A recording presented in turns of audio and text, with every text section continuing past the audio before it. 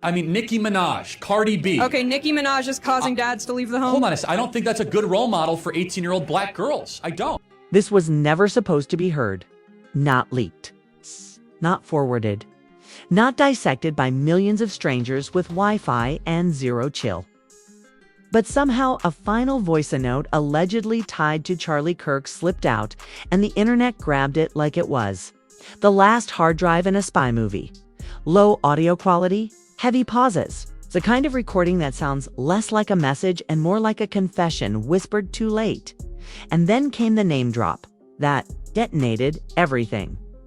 Nicki Minaj, not as a feature, not as a pop culture reference, but as the center of a claim so wild, so dramatic, so loaded, it made Twitter timelines freeze mid-scroll. People didn't even argue at first, they just stared. Because when a political firebrand and a global rap icon collide in the same sentence, it feels less like commentary and more like a glitch in reality. The reactions: instant chaos, fans calling it fake, critics calling it overdue, memes flying like confetti at a scandal parade. And somewhere in the noise, one question kept getting louder. Why would this be the message he left behind? Because if this Voicenote is even half real, it's not tea, it's napalm.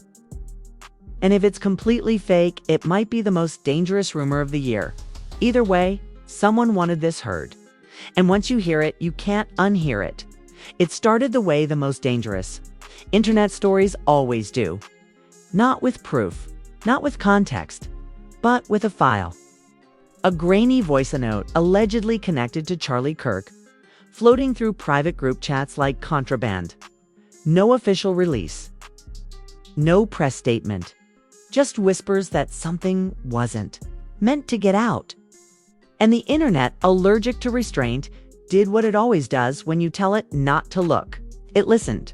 The audio wasn't clean, didn't sound staged or polished. That alone made people uneasy. No intro, no branding. It's just a voice speaking like the room was empty. Like the person recording never expected an audience. Oh. Those are the moments people trust the most, whether they should or not. And in that recording, according to those who claim to have heard it, Charlie Kirk allegedly drifted into territory that nobody had on their 2026 scandal bingo. Nicki Minaj, not mentioned casually. Not referenced as a celebrity example. Framed as something darker. A symbol. A warning. A claim that immediately sent the internet into cardiac arrest. Screenshots flew. Paraphrases spread faster than the original audio ever could. Everyone suddenly knew someone who had the full clip. And just like that, facts took a back seat to frenzy. Let's be clear. No verified source confirmed the Voicenote's authenticity in those early hours. That didn't slow anything down. In fact, it made it worse. Because uncertainty is fuel. The less people know, the more aggressively they fill in the blanks. And the blanks in this story were huge.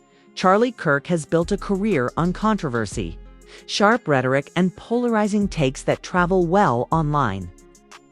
Nicki Minaj has built an empire on dominance, reinvention, and a fan base that treats criticism like a declaration of war. Putting those two names in the same sentence was like crossing the streams in Ghostbusters. You don't do it unless you want chaos. The alleged content of the Voicenote became exaggerated within minutes. Some claimed Charlie accused Nicki of manipulating culture. Others said it was about influence, power, and morality. The word evil started trending alongside her name, not as a quote, but as an interpretation. And interpretations are dangerous because they mutate. The first reactions were disbelief. Barbs flooded timelines, calling it fake AI generated or deliberately misrepresented. They pointed out inconsistencies. They mocked the idea that a political commentator would have secret insights into a global rap icon's soul. Sarcasm turned nuclear. Memes portrayed the leak as fan fiction written by someone who's never streamed a Nicki album. On the other side, critics didn't wait for verification. They treated the Voicenote like confirmation bias wrapped in audio. Some said it explained everything. Others framed it as a long overdue exposure, despite nobody being able to quote a full verified sentence from the recording. It didn't matter. The vibe was enough. That's when the tension escalated. Because this wasn't just about Nicki Minaj. It was about who gets to define morality in pop culture. Who gets to label influence as dangerous? Who decides when a celebrity crosses from controversial to condemned? Charlie Kirk's alleged words weren't being judged on accuracy. They were being judged on alignment. And alignment splits the internet. Faster than facts ever could, the sarcasm online turned vicious. People joked that this scandal made celebrity feuds look like preschool disagreements. Others compared it to a rejected Black Mirror episode where Voicenotes ruin lives. Late-night timelines called it the Watergate of voice memos, which made absolutely no sense but sounded dramatic enough to retweet. Meanwhile, media outlets hesitated. Nobody wanted to be the first to amplify something that could implode under scrutiny. But hesitation didn't stop influencers. Reaction videos popped up overnight. Thumbnails screamed betrayal, exposure, and this changes everything. Nobody asked what this actually was. Nicki Minaj herself stayed silent in the early hours, which only intensified speculation. Silence online is never neutral. It's treated like strategy, guilt, confidence, or arrogance depending on who's watching. And every minute without a response gave people more room to invent motives. Charlie Kirk's camp also didn't immediately respond, which sent conspiracy theories into overdrive. Some said the silence meant the Voicenote was real. Others argued legal teams were involved. Few claimed the whole thing was engineered to distract from something else entirely. And here's where the story turned toxic. The phrase last Voicenote started circulating, not because anyone confirmed it was his last anything, but because finality sells. Final messages feel important. They feel confessional. They make people lean in harder. And once that label stuck, the internet treated the clip like a dying declaration instead of what it actually was: an unverified audio file with no confirmed context. But context never trends. Drama does. The first wave of backlash hit Nicki's name hard. Old controversies resurfaced. Out-of-context quotes got recycled. People stitched unrelated moments together like a conspiracy quilt. The idea wasn't to prove anything. It was to overwhelm. To create a fog so thick that doubt felt like certainty. And hovering over all of it was the uncomfortable truth. This story didn't need to be true to be damaging. It only needed to be loud. By the end of the first day, the internet wasn't asking whether the Voicenote was authentic. It was asking what it meant. That's when you know a narrative has escaped reality. When interpretation outruns verification, reputations become collateral damage. And this was just the opening act. Because once celebrities, political commentators, fandoms, and outrage economies collide, the fallout doesn't stay contained. The next phase would drag in reactions, counterclaims, memes turned weapons, and public outrage that didn't care who started it. The leak lit the match. What came next was an inferno. Once the leak escaped private chats and hit public timelines, the story stopped being about a Voicenote and became a full-blown cultural brawl. This is a stage where nuance gets mugged in an alley and left unconscious. Everyone picked a side before breakfast, and by lunch, the takes were already stale, but somehow louder. The first wave was reaction content. Influencers sprinted to cameras like there was prize money for outrage speed. Breaking thumbnails multiplied. Everyone claimed insider knowledge. Nobody cited sources. Clips were paused, replayed, zoomed into silence like that would reveal the truth hiding between breaths. The audio itself barely mattered anymore. The vibe did. Nicki Minaj fanbase didn't just respond, they mobilized. Hashtags trended within minutes, accusing the leak of being fake, manipulated, or outright AI generated. And to be fair, in a year where deepfakes can pass a background check, skepticism wasn't crazy. Barb's treated the story like an invasion, flooding timelines with receipts, sarcasm, and memes. Sharp enough to cut WI-fee. Opponents took the opposite approach. They treated the Voicenote like a moral Rorschach test. Whatever they already believed about Nicki, they saw reflected back at them. Old interviews resurfaced with captions that screamed, "This aged poorly." Past controversies were stitched together like a cinematic universe nobody asked for. The logic was simple: if enough smoke appears, people stop asking where the fire actually is.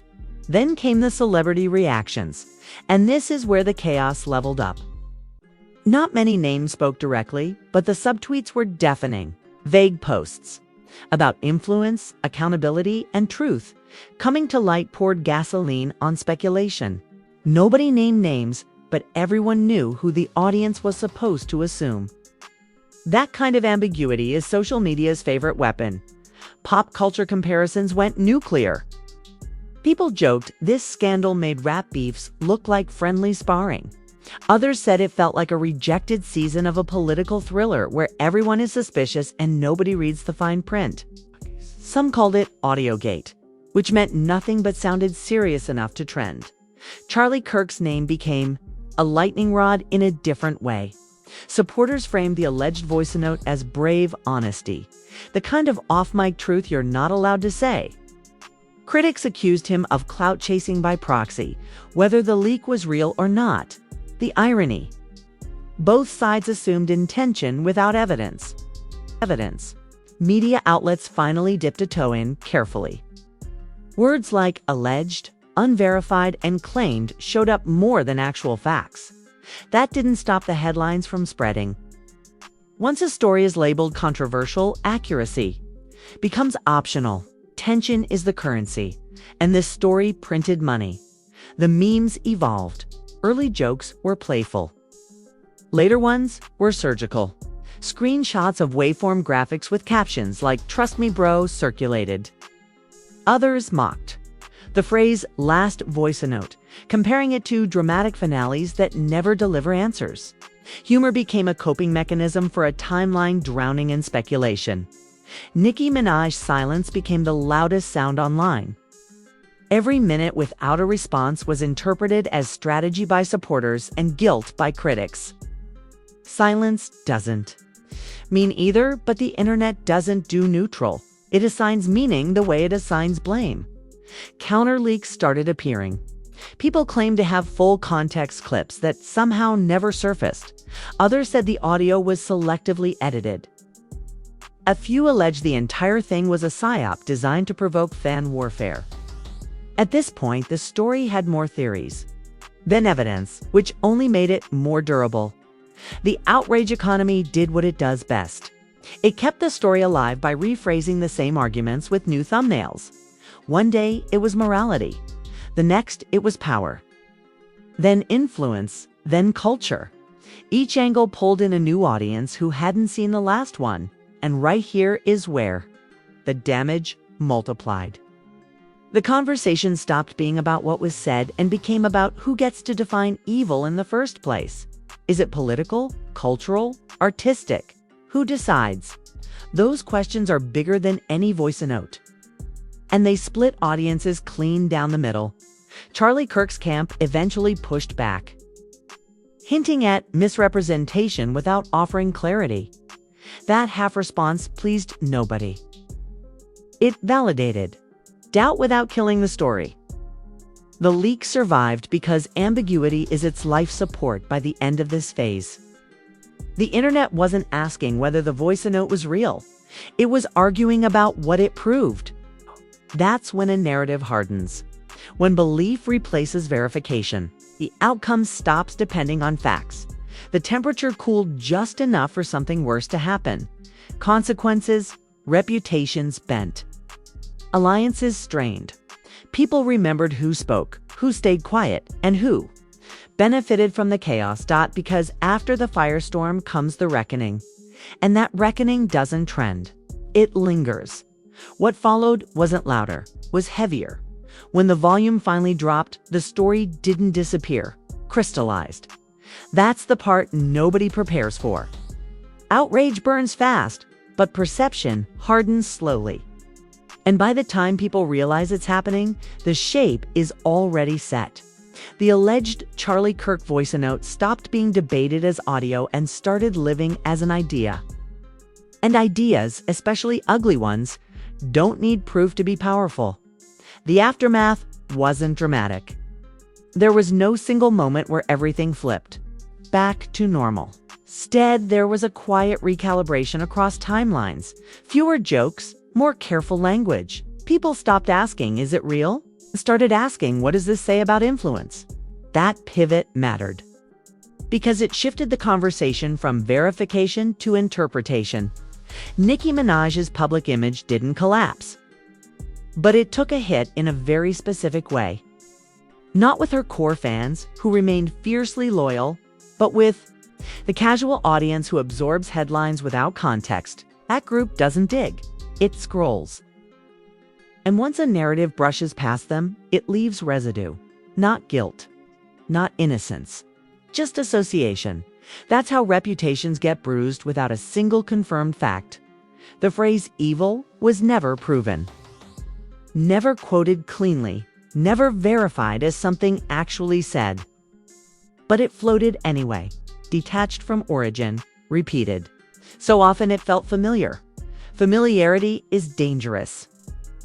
It tricks the brain into accepting proximity as truth. And by the time corrections catch up, the damage has already clocked in. Charlie Kirk's role in the aftermath became more complicated. Whether the Voicenote was authentic, edited, or entirely fabricated, his name stayed tethered to the storm. Supporters framed him as a truth teller, misrepresented by internet hysteria. Critics painted him as a symbol of reckless commentary culture. Neither side waited for answers. They didn't need them. The narrative had already split cleanly along ideological lines. Media coverage cooled, but didn't correct course. Most outlets moved on without resolution, which is the internet equivalent of leaving a crime scene taped off forever. No conclusions, just lingering questions. That silence allowed speculation to mature instead of die. Nicki Minaj eventually re-entered the conversation, not with a detailed rebuttal, but with confidence. And that choice mattered. She didn't chase the rumor. She didn't dignify it with a breakdown. She performed stability. To supporters, it read as power. To critics, it read as avoidance. The same action to opposite interpretations. That's the trap of fame at this level. The fandom war slowed, but scars remained. People remembered who piled on, who stayed quiet, who amplified unverified claims for clicks. Relationships in the influencer ecosystem subtly shifted. Invitations changed. Collaborations hesitated. Not because anyone believed the worst, but because controversy is contagious.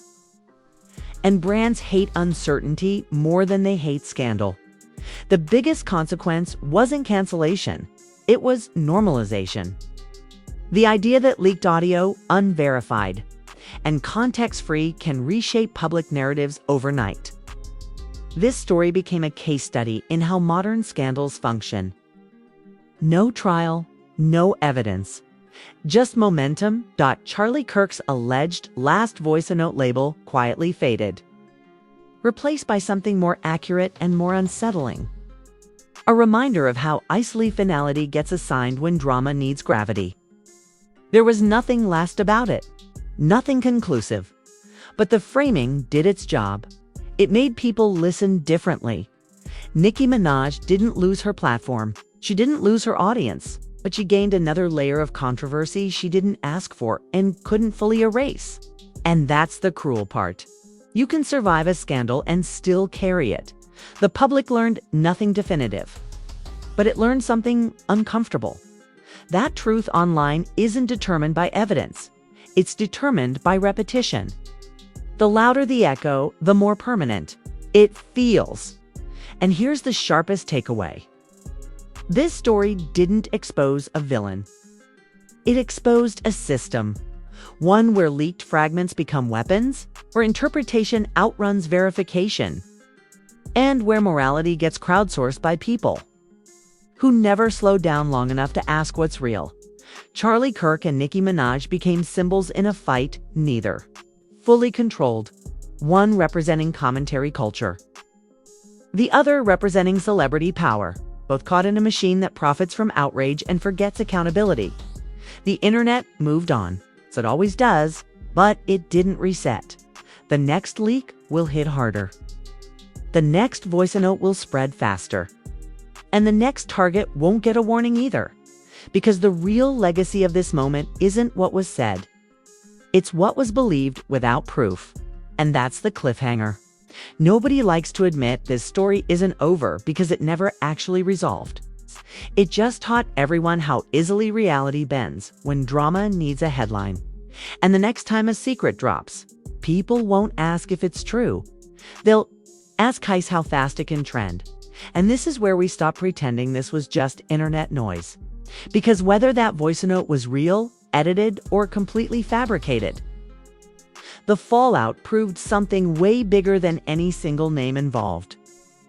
One leaked audio clip, unverified, context-free, and emotionally charged, managed to hijack timelines, split fandoms, and stain reputations before the truth even got its shoes on. So now we're throwing it to you. Was this a reckless leak that never should have seen daylight? Or a calculated distraction designed to weaponize outrage? Did Charlie Kirk get misrepresented by a rumor machine that doesn't care about accuracy? Or was this a lesson in what happens when private commentary meets public consequence? And when it comes to Nicki Minaj, was this an unfair character assassination? Or proof that celebrity influence invites scrutiny whether it's deserved or not? Drop your unfiltered takes in the comments, because silence is how bad narratives survive. If this breakdown had you locked in, do us a favor. Smash that like button like misinformation just tried to trend again. Hit subscribe like the next leak is already being uploaded to a group chat somewhere. And turn on notifications so you're never late when another so-called secret starts rewriting reality in real time. Here at Secret Scoop, we don't chase outrage, we expose how it's manufactured. We peel back the hype, question the framing, and call out the moments where speculation gets mistaken for fact. While everyone else argues about sides, we investigate the system that keeps feeding the chaos. So stay alert, stay skeptical. Remember this name, Secret Scoop, because in the internet age, the most dangerous stories aren't the ones that are true. They're the ones everyone believes before checking.